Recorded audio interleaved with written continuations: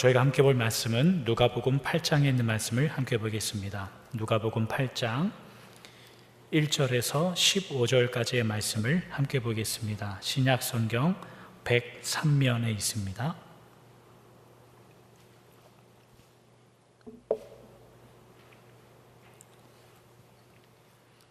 신약 성경 103면 누가복음 8장 1절에서 15절까지의 말씀을 제가 봉독해 드리도록 하겠습니다.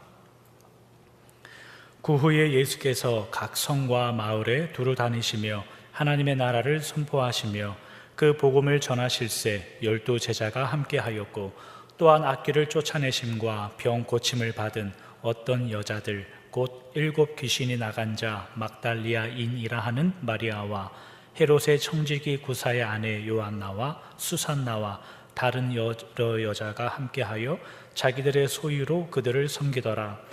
각 동네 사람들이 예수께 나와 큰 무리를 이루니 예수께서 비유로 말씀하시되, 씨를 뿌리는 자가 그 씨를 뿌리러 나가서 뿌릴새 더러는 길가에 떨어짐에 밟히며 공중의 새들이 먹어버렸고, 더러는 바위 위에 떨어짐에 싹이 났다가 습기가 없으므로 말랐고, 더러는 가시떨기 속에 떨어짐에 가시가 함께 자라서 기운을 막았고, 더러는 좋은 땅에 떨어짐에 나서 100배의 결실을 하였느니라.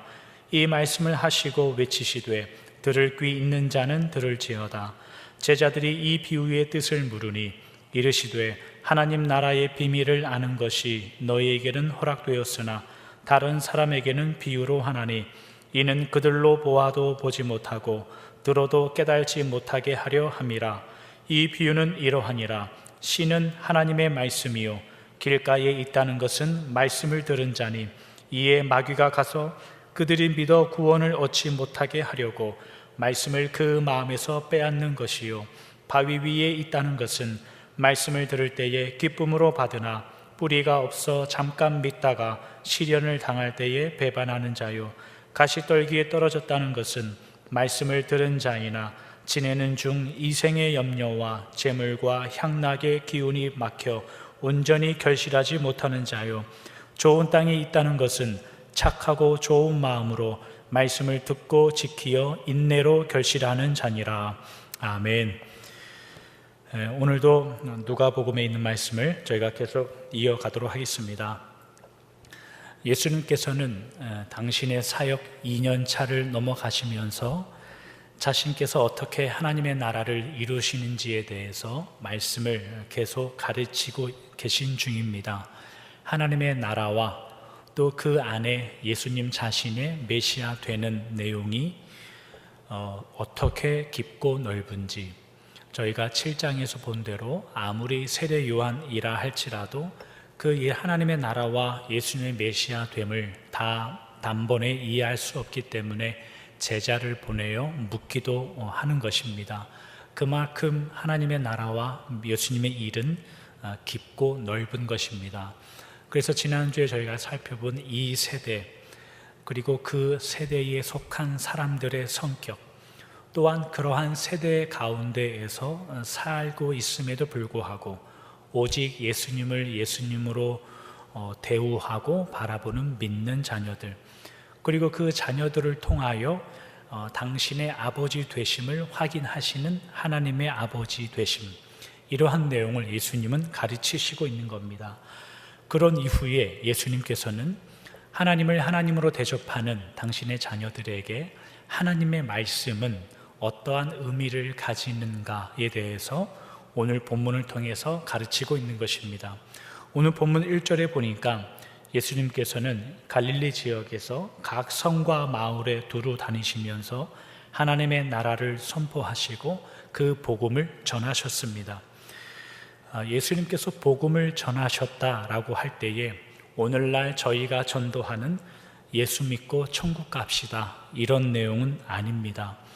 예수님께서 당시의 사람들에게 하나님을 믿으십시오, 그러면 천국에 갑니다, 이렇게 전도할 리는 없는 겁니다. 예수님께서는 하나님의 나라가 무엇인지, 그리고 그 하나님의 나라가 자신을 통해서 어떻게 이루어지고 있는지에 대한 자세한 내용을 마땅히 하나님의 자녀들이 알아야 할 그 내용을 가르쳐 주고 있는 것입니다. 이러한 예수님의 마음을 생각한다면 오늘날 성도들과 교회가 어떠한 말씀과 어떠한 신앙을 가지고 살아야 되는지 진지한 고민을 하게 되는 겁니다. 성도들이, 우리 모두가 신앙이 자라면서 한 가지 분명히 여러분들이 잊지 마셔야 할 내용이 있습니다. 믿음을 말할 때에 믿어 천국 간다 라는 이 내용이 여러분들 신앙의 전부인 것으로 생각해서는 안 되는 겁니다. 그 내용은 아주 기초적인 것이고 아주 초보적인 내용입니다.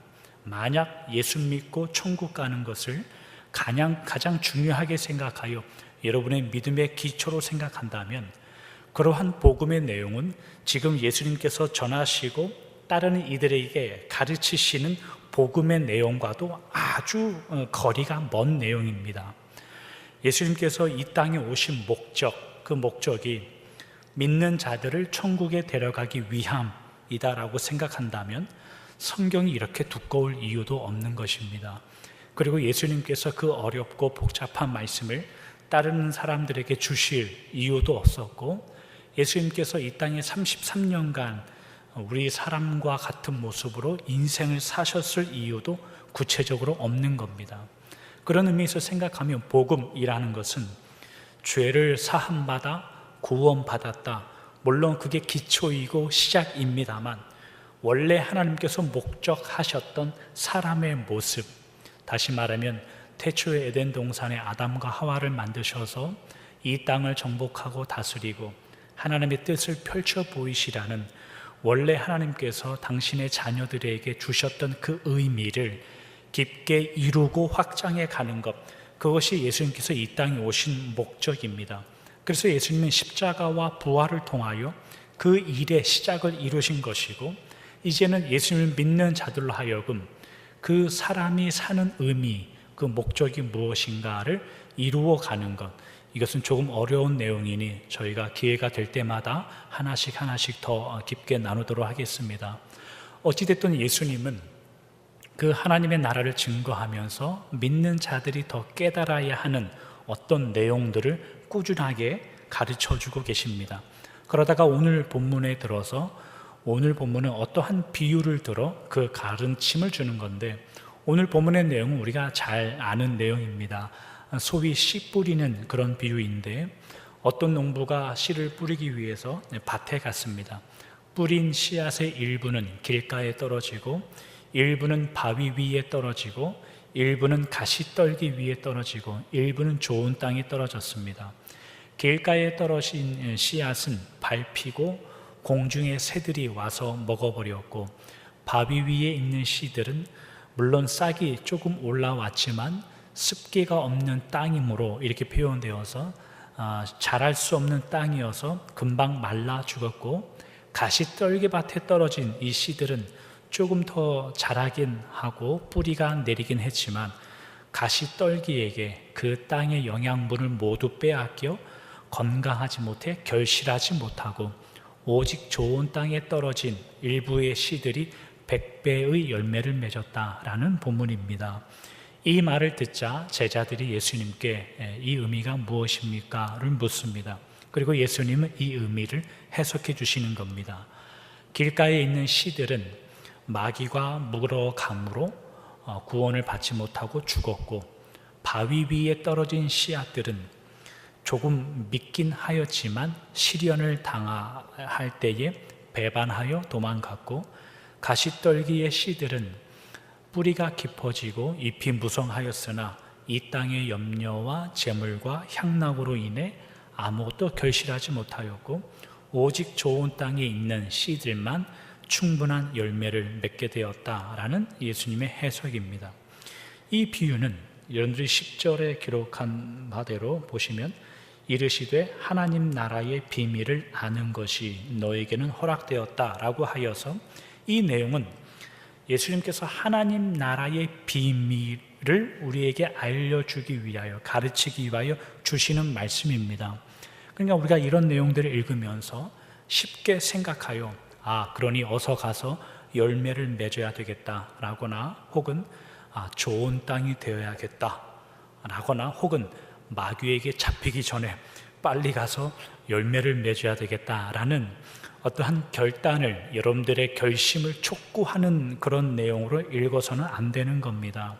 만약 그렇게 이러한 본문들을 읽으면 아주 심각한 문제에 빠지는 겁니다. 어떤 문제에 빠지면 기독교 신앙, 교회의 신앙이라는 것은 주님께서 주신 십자가의 은혜, 부활로 말미암아 구원과 믿음을 선물로 얻는 것이지, 우리가 마귀에게 잡혀먹기 전에 얼른 가서 무엇이 되어야 되겠다, 그래서 구원을 받겠다라고 하는 십자가의 은혜도 아니고 성경에도 없는 이상한 신앙이 자리 잡히게 되는 겁니다. 그래서 나는 좋은 밭이 되었는데 너의 마음밭은 왜 그러냐, 이런 말이 교회 안에서조차 심심치 않게 나오는 겁니다. 이런 비유들을 다 오해해서 나오는 결과들입니다. 이러한 하나님의 말씀, 예수님의 말씀을 우리가 잘 이해하는 것이 왜 중요하냐면, 같은 본문을 기록하고 있는 마가복음 4장 13절에는 예수님께서 이 말씀을 하신 이후에 이 씨 뿌리는 비유를 가르치시는 겁니다. 마가복음 4장 13절, 또 이르시되 너희가 이 비유를 알지 못할진대 어떻게 모든 비유를 알겠느냐. 예수님께서는 씨 뿌리는 비유를 가르치시면서 뭐라고 말씀하시냐면, 이 비유에 등장하는 하나님 나라의 비밀, 하나님 나라의 내용을 알지 못하면 다른 가르침도 전혀 알 수가 없다 라면서 이 비유를, 이 가르침을 시작하는 겁니다. 이처럼 오늘 본문의 말씀은 아주 기본적임과 동시에 아주 중요한 내용입니다. 여러분들이 반드시 잘 배우시고 기억하셔야 할 그런 본문들입니다. 오늘 본문을 저희가 유익 있게 살펴보면 핵심적인 요소들이 거기 몇 가지 나오는데, 씨앗과 밭과 그리고 열매입니다. 11절에 여러분들이 보시면 씨는 하나님의 말씀이요 라고 하여서 씨의 관계에서는 더 이상 해석할 것이 거기 없는 겁니다. 그리고 밭은 뭐냐라고 생각할 때 12절과 15절을 여러분들이 보시면 밭은 그 말씀, 하나님의 말씀이 심겨지는 사람들의 마음이라고 나오는 겁니다. 그러면 열매는 뭐냐라는 문제인데, 그래서 무엇보다 중요한 것은 이 열매에 대한 이해입니다. 왜냐하면 이 열매가 결실되기 전까지 나타나는 어떠한 현상에 대해서도 예수님은 전혀 인정하지 않기 때문입니다. 다시 한번 설명드리면, 열매가 맺혀지기 전까지의 그 어떠한 상황이라도 예수님은 옳은 것으로 인정하고 있지 않다는 겁니다. 예를 들면 12절에 나오는 길가에 있다는 것은 말씀을 들은 자니 라고 나옵니다. 그러니까 첫 번째, 길가에 떨어진 씨앗은 말씀을 듣는 사람이다 이렇게 나오는 거예요. 그러니까 그 말씀을 듣는 사람이 어떻게 했다가 아니라, 길가에 떨어진 씨앗이라는 내용은 말씀을 듣는 사람을 말한다 이렇게 시작하는 겁니다. 말씀을 듣는 것에 대해서 저희가 한번 생각해 보죠. 말씀은 우리 모두가 듣습니다. 여러분들 지금 말씀을 듣고 계시는 겁니다. 우리가 잘 아는 로마서 10장 17절의 말씀을 생각해서 믿음은 들음에서 난다라는 것을 인용하여 말씀을 듣는 일을 우리는 아주 높게 평가합니다. 틀린 말도 아니고 말씀은 들어야 되는 것이고 듣고 이해해야 되는 거고, 하나님께서 허락하신 지정의, 여러분들의 지식과 감정과 의지를 다하여 하나님의 믿음을 소유하는 겁니다. 그럼 한번 생각해 보시지요. 믿음은 들음에서 난다라고 하여서 말씀을 듣는 것인데, 그런데 만약에 말씀을 듣는 자의 모습, 말씀을 듣는 사람이 마귀가 와서 그 마음을 흔들고 뿌려진 말씀과 신앙과 믿음을 빼앗아 가는데도 아무런 경각심이 없이 말씀을 듣고 있다, 다음 주에 뺏기면 다음 주에 와서 또 들으면 되지 라는 생각을 가지고 있으면, 믿음은 들음에서 난다라는 이 말씀이 그에게는 아무런 작용을 하고 있지 않다는 겁니다.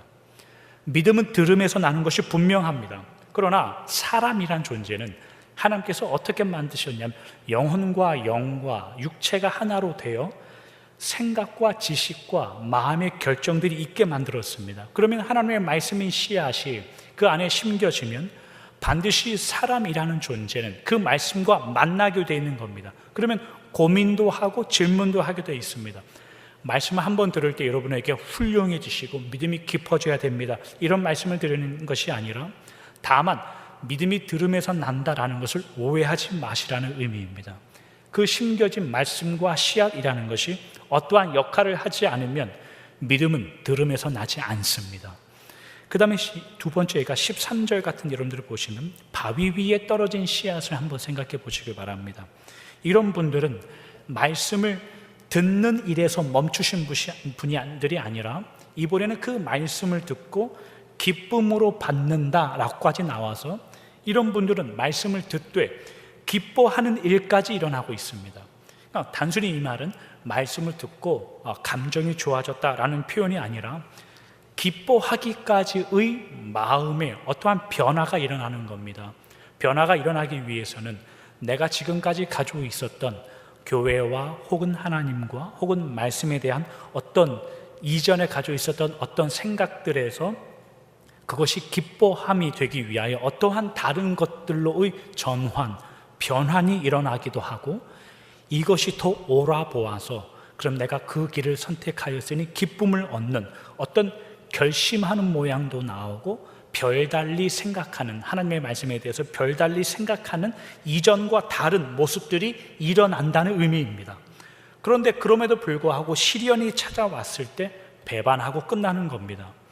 신앙생활을 하실 때에 기뻐하고 즐거워하고 감사하고 교회 생활을 재밌게 한다, 이러한 내용들이 하나님께서 기대하시는 어떤 특정한 단계까지 가기 전까지는 하나님께서 인정하시는 열매로서는 의미가 없다는 것입니다. 아무리 여러분들이 성경을 읽다가 세상에서 그전까지 몰랐던 진리를 발견하고 하나님의 지혜를 발견해서 그래서 마음으로 기뻐한다 손 치더라도 하나님이 인정하시는 어떠한 단계로 들어가지 않으면 그러한 것들이 의미를 갖지 못한다는 겁니다. 세 번째에는 14절에 등장하는 가시떨기에 심겨진 씨앗인데 이것을 생각해 보면 이 분들은 말씀을 듣기도 하고 들었을 때 기뻐하기도 하여 변화를 가지기도 하고 시련을 당했을 때에 버텨보기도 하시는 분들입니다. 그러나 그런 분들의 덮친 상황은 뭐냐면 이 땅에서의 염려, 재물의 걱정, 향락의 일 때문에 어떠한 단계까지 이르지 못하는 겁니다. 여기서 말하는 향락이라는 의미는 세상에 어떠한 퇴폐한 어떤 일들을 말하는 것이 아니라 세상이 일반적으로 추구하는 기쁨과 행복을 말하는 겁니다. 영어에는 pleasure라고 써 있어요. 그냥 행복감이에요. 행복 추구, 기쁜 일들이라는 거예요. 근데 한번 보시죠, 여러분. 이 땅에서 염려, 물질로 인한 걱정, 삶 속에서 추구하는 행복함들, 여기서 과연 무엇이 문제가 되느냐 이 말이죠. 염려와 걱정이 없는 사람이 있겠습니까? 모두 다 가지고 있습니다. 가정의 행복을 생각하지 않는 사람이 있을까요? 아니요, 모두 다 가정의 행복을 생각합니다. 이것을 아무 고민 없이 사는 사람들은 저희 교회의 그 김태우 목사님 표현을 빌리자면 여러분들이 옆에서 돌봐줘야 됩니다. 모두 다 그런 걱정도 있고 염려가 있이 살아갑니다. 그런데 이러한 것들이 왜 성도의 온전함을 어떠한 것을 이루어 가는데 그것을 가로막는 것으로 예수님은 소개하고 있느냐, 이 질문인 겁니다. 지금 저희는 열매가 맺혀지기 전까지 그 어떠한 내용이라도 예수님께서 인정해 주지 않는다라는 그 내용에 대해서 저희가 살펴보고 있습니다. 앞선 질문들을 저희가 다시 생각한다면 믿음은 들음에서 난다라고 하여 말씀을 듣는 일, 그리고 말씀을 들을 때에 기쁨으로 그 말씀을 받는 일, 그래서 감정의 변화와 생각의 변화가 생기는 일, 더 나아가서 뿌리도 생기고 줄기와 이파리도 생겨서 자라나서 그러나 다만 세상의 본능과 당연함인 행복과 즐거움을 따르는 이 일, 여러분 과연 여기서 뭐가 문제가 있다는 말입니까? 전혀 문제가 있어 보이지 않는단 말이죠. 만약 여러분들이 말씀을 듣고 매 주일마다 교회 나와서 말씀을 듣고 말씀을 듣고 기뻐하고, 기뻐함 중에 감사하고, 감사함 중에 뿌리가 깊어져서 잎이 무성해지면 사람의 눈으로 볼 때는 존경받아 마땅한 충분한 신앙의 모습의 내용입니다. 그러나 그 어떠한 내용도 예수님께서 인정해 주시지 않는다면 우리는 깊은 질문에 빠지는 겁니다. 왜 예수님께서 이러한 어떠한 내용도 인정해 주지 않는 것일까요? 오늘 본문에 보면 답은 아주 간단합니다. 답은 열매가 없기 때문입니다.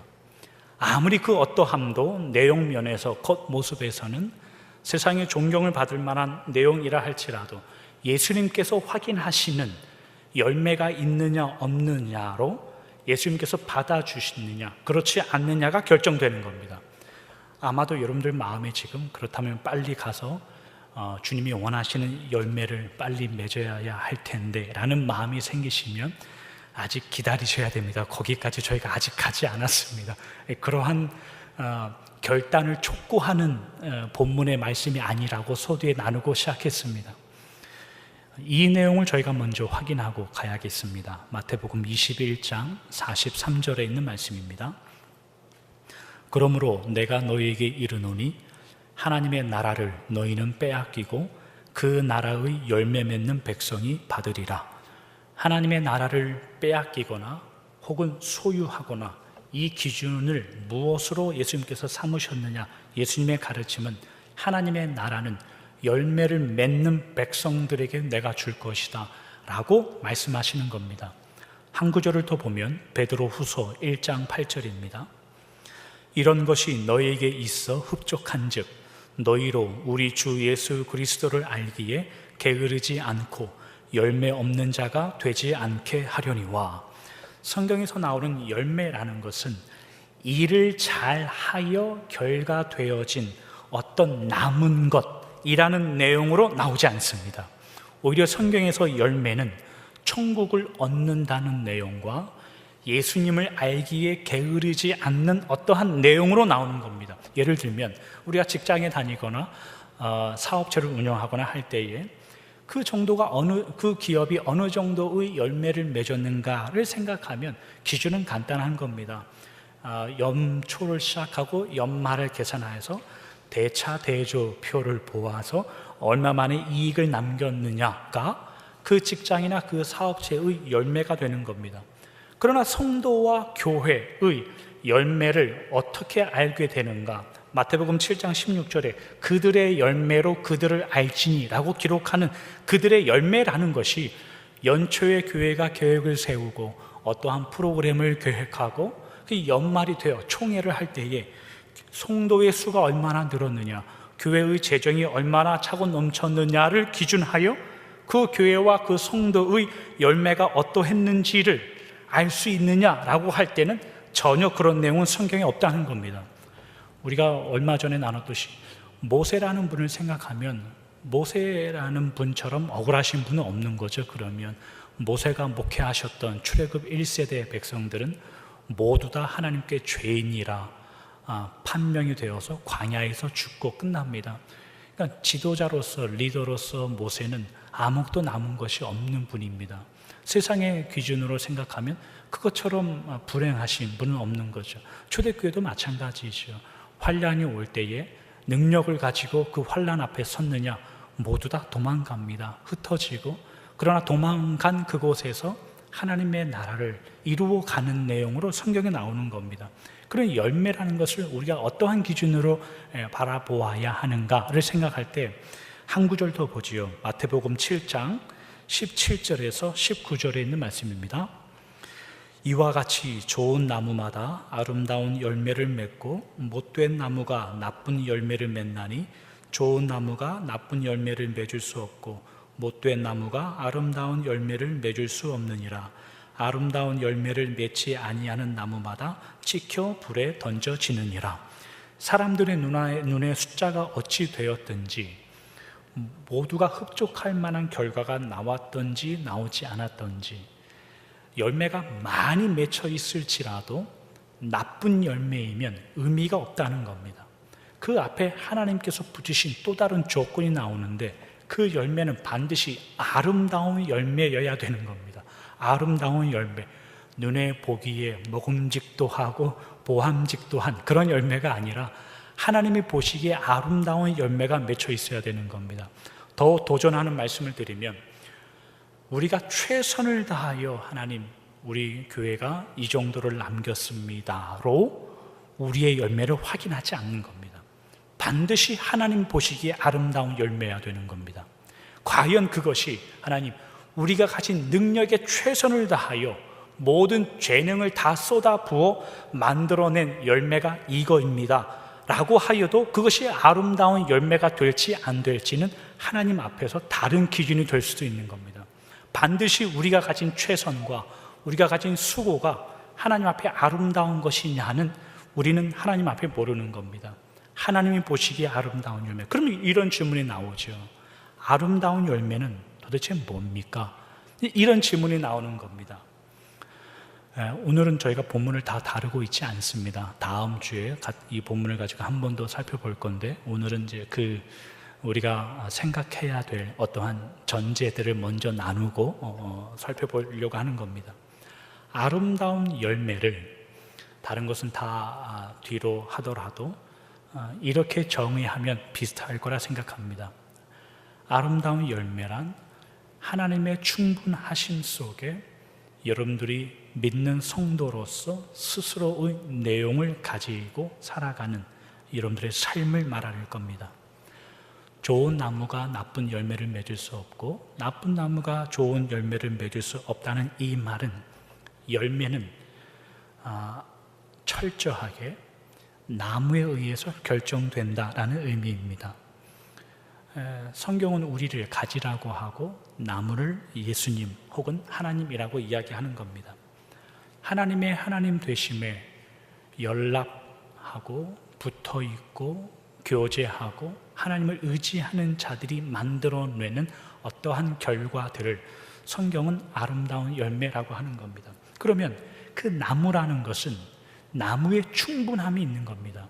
예를 들면 올 봄에 처음 나왔던 연약한 새로 나온 가지라고 할지라도 그 아무리 연약한 부족해서 산들 바람만 불어도 흔들리는 그 나뭇가지라 할지라도 그 나뭇가지가 나무에 붙어 있으면 나무의 온전한 능력이 그 가지로 전달됩니다.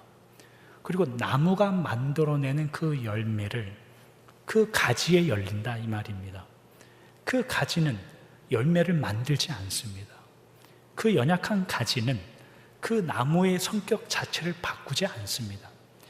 잘려져 버린 길가에 버려진 여러분들의 나무를 보시면 전문가들이 아닌 이상 무슨 나무 가지인지 모르는 겁니다. 그러나 그 나뭇가지가 나무의 온전함, 나무의 충분함 속에 연결되어 있으면 그 나무가 만들어낼 수 있는 열매를 그 연약한 가지에 맺습니다. 그리고 그 가지가 열매를 맺혔다고 우리는 그렇게 이야기하는 겁니다. 주님이 기대하시는 아름다운 열매라는 것은 하나님의 충분하심 속에 그 안에 거하는 한 성도 한 성도들이 그들에게 하나님께서 원하시는 어떠한 내용들, 하나님께서 요구하시는 어떠한 신자의 삶의 모습들을 하나님 앞에 하나님의 충분하심을 기대하여 만들어내는 겁니다. 그 전까지, 이것이 이해되기 전까지는 나의 상황과 저 사람의 상황이 다만 비교되고 나한테 맺힌 열매는 왜 초록색이고 저 가지의 열매는 왜 빨간색 잘 익은 사과가 됐고 나는 솔 익은 사과냐, 이런 비교밖에 남지 않는 겁니다.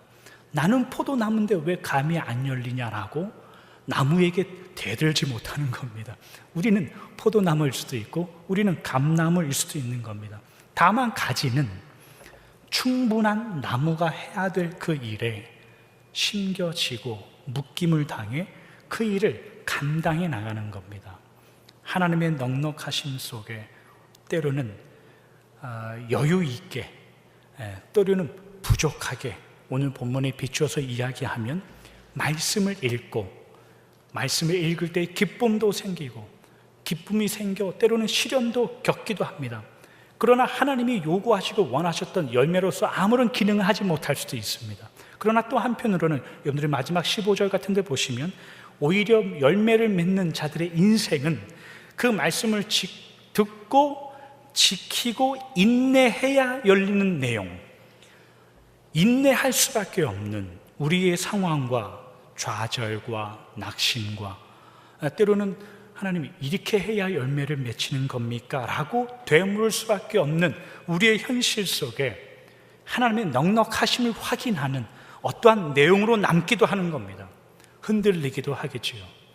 연약해지기도 할 것이고, 그러나 열매란 신자들의, 하나님을 믿는 자들의 그러함에도 불구하고 적극적인 인생, 본체이고 충분하신 그 하나님의 본체에 포함돼 적극적인 여러분들의 인생을 살아가는 거기에 아름다운 열매의 시작이 있습니다. 이것을 확인하고 다음 주의 내용, 다음 주에 계속 이어서 살펴보도록 하고, 오늘은 여기서 말씀을 정리하도록 하죠. 창세기 2장에 있는 내용을 여러분들 잘 아실 겁니다. 창세기 2장에는 선악과를 먹지 말라고 하는 내용이 기록되어 있습니다. 창세기 2장 17절, 선악을 알게 하는 나무의 열매는 먹지 말라. 네가 먹는 날에는 반드시 죽으리라 하시니라. 창세기에 하나님께서 태초의 사람 아담에게 선악과 금령을 주셨습니다. 반드시 이것은 먹으면 안 된다. 네가 먹으면 반드시 죽을 거다. 이제 우리 모두가 가장 큰 불만 중에 하나 아닙니까? 왜 하필 거기다가 그걸 두셔가지고 이렇게 고생하게 만드는지. 그러나 생각해 보면 여러분, 먹지 않는 것이 어떻게 하나님의 뜻을 이루어 갈 것인가에 대한 요구를 하나님께서 아담에게 하고 있는 겁니다. 몇 개월 전에 목요 예배 때 나눈 이야기인데 저희가 한번 더 생각해 보도록 하죠. 쉽게 이야기하면 우리 자녀들이 때로는 순종하지 않지요. 부모님 말에 거역해서 부모님들이 어떠한 벌을 주냐면 당장 너의 방에 올라가서 문 닫고 나오지 말아라, 이제 이런 벌을 주지요. 그리고 이제 그 아이가 방에 올라갔습니다. 1시간쯤 지나서 조용해서 올라가 보니까 이 녀석이 이불 덮고 게임기를 가지고 놀고 있는 겁니다. 그러면 이제 부모님의 속은 더 이제 쓰려지는 거죠.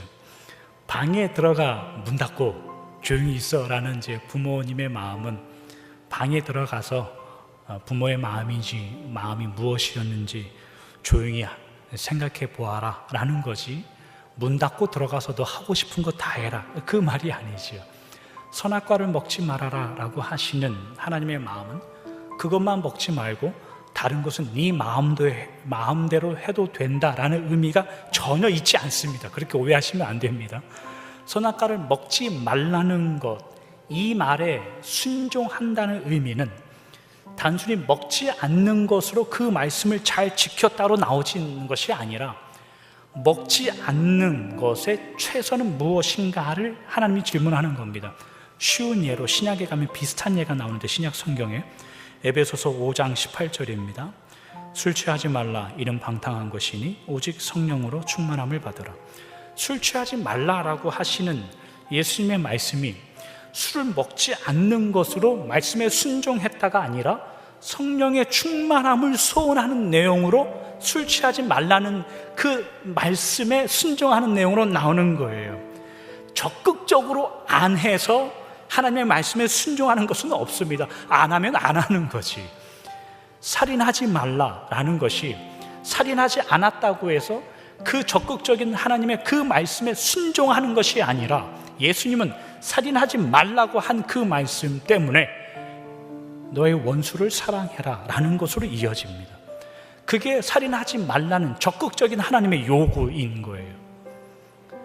술 먹지 말라는, 세상에 취해 있지 말라는 것은 세상에서 도망쳐라가 아니라 그 안에 하나님의 사랑을 어떻게 드러날 건지에 대한 요구를 우리에게 하고 계신 거고, 선악과를 먹지 말라는 것은 가까이도 가지 말라는 것이 아니라 먹지 않는 내용이 무엇이고 그게 순종하는 것이 무슨 내용인지를 확인하는 그런 하나님의 요구인 겁니다. 하나님께서 우리에게 열매를 맺기 위하여 구원을 주셔서, 믿음을 주셔서 초대하였습니다. 하나님의 나라예요. 근데 우리는 말씀을 듣는 것, 기뻐하는 것, 때로는 시험을 견디기도 하는 것, 이 내용으로 우리가 가진 신앙의 내용을 다 퉁치려고 합니다. 거듭 말씀드리지만 그것만 해도 겉으로 보기에는 훌륭해 보입니다. 그런 하나님이 인정하지 않겠다 이렇게 말씀하십니다. 열매로 확인하겠다고 하는데, 그렇다고 거듭 말하듯이 열매를 믿기 위해 가서 뭐라도 하십시오, 그런 말씀을 전해드리는 것이 아니니 오해하지 마시기 바랍니다. 하나님께서 원하시는 아름다운 열매는 본체이신 하나님, 그 하나님의 일과 그 역사와 그 마음가짐과 하나님께서 세상을 바라보고 이웃을 바라보는 그 마음이 우리 안에 어떻게 전달되어지고 그것이 어떻게 열매를 맺혀지게 되는가. 그 열매는 가지가 맺는 것이 아니라 연약하고 바람에 흔들리고 늘 결심이 약한 그 가지들에게 맺힌다 할지라도 본체이신 나무에서 나무의 도움과 은혜로 열리게 되니 그 나무에 붙여진 바를 늘 감사하게 생각하는 그 인생을 요구하고 거기에서 아름다운 열매가 맺혀지기는 조건과 시작이 이루어집니다. 다음 말씀은 다음 주에 계속 이어서 가도록 하겠습니다. 기도하겠습니다.